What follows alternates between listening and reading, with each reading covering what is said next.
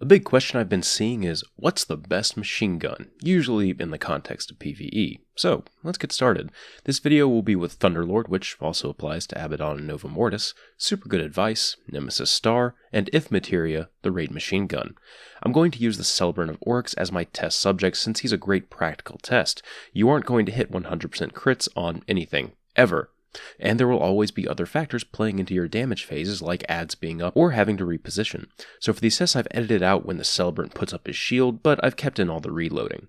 I also use a heavy synth before each test so I have maximum ammo in all of the weapons. What I found is kind of interesting.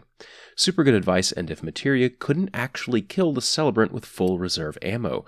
Both left it slightly below 10%. Thunderlord actually killed it the fastest, with Nemesis Star killing the Celebrant only a few seconds faster. This can mostly be attributed to reload times and user error, not maximizing crits. Thunderlord's damage ramp should also be taken into account though, since the longer you fire it, the more damage you will be doing, essentially. It's also worth noting how quickly SGA did its damage. If it had more ammo in reserve, it absolutely would have killed the Celebrant first by a pretty wide margin. For other practical damage tests, I'm going to point you in the direction of Datto's video on the raid damage loadouts. Super Good Advice, Nemesis Star, and If Materia all had pretty similar damage numbers. For the brief tests on the Celebrant, we can also assume that Thunderlord will also fall within the same damage range. None of them will be doing enough damage to outdo Spindle, Sleeper, or Gallahorn, but none of them have low enough damage for you to hurt your loadout. The only thing to really take into account of the four machine guns is If Materia's precision damage requirement.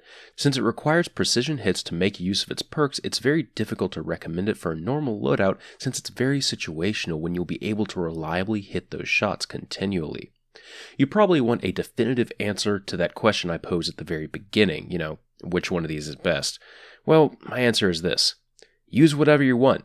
There is no best. Aside from the factors like damage burns or shielded enemy types for whatever your encounter is, just use whatever you want. Machine guns as a whole don't offer up much in terms of interesting play. They all do very similar damage in differing ways. Super Good Advice is for your inner Rambo who wants to endlessly fire their weapon. At least until you run out of ammo.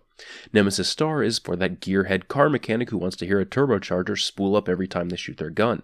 Thunderlord and the other elemental lords are for those that want a consistent, hard-hitting gun that also makes things explode on occasion. If Materia is for infusion fuel. Fun is the name of the game with the machine guns, and I can't recommend which of the machine guns out there that you will find more fun. Only you can do that.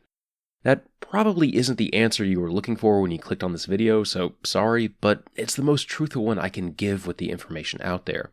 If anything, I think this kind of opens up the conversation for changes that could happen to machine guns. Across the board, legendary machine guns are pretty bland, with the raid machine gun being the only real unique one. The exotics all effectively do the same thing as well, with no real differences between them. They feel different from each other due to their visual aesthetics, but there really isn't any interesting mechanics that can be taken into account by players. Exotics like Telesto, Dragon's Breath, Sleeper Simulant, and Young Wolf's Howl are very good examples of this. Yes, they are not considered top tier by any means, well, at least some of them. Sleeper Simulant's pretty damn good, but you cannot deny that they are very interesting at the very least. And that's something that I think machine guns are missing as a whole.